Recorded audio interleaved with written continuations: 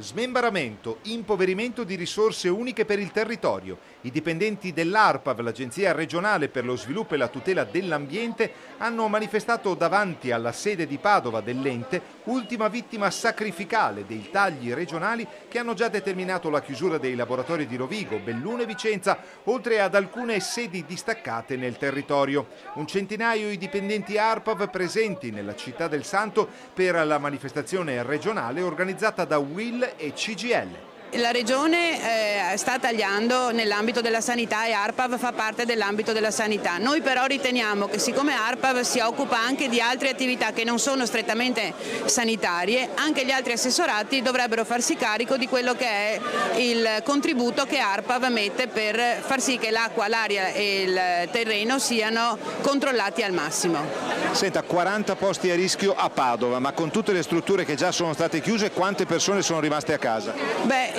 Non sono rimaste a casa delle persone, sono state ricollocate. Si tratta di persone che però hanno una formazione professionale altamente specializzata e ricollocarla significa perdere il patrimonio che hanno acquisito nel tempo, perché non faranno più le stesse attività che stanno facendo adesso, ma dovranno fare altri tipi di attività e il cittadino per formare queste persone ha comunque investito con le risorse dei contributi legati alle tasse versate. Chiudere oggi i laboratori di ARPAV vuol dire andare a rompere quel servizio di tutela della cittadinanza e del territorio. ARPAV fa, e questo è importante, controlli su suolo, aria, terra, alimenti, futuro.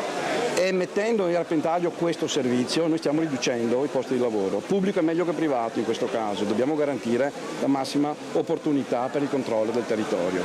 Cosa chiediamo? Chiediamo un controllo diretto, chiediamo che via un cambio diretto di strategia che non c'è mai stata da parte di questa direzione, al quale finanziaria regionale si aggiungono anche poi i vecchi pregressi amministrazione Drago, i buchi da riempire e sono veramente catastrofici. Chiediamo quindi maggior tutela, chiediamo quindi una razionale applicazione che sia foriera di risultati, a tutela e garanzia di tutti.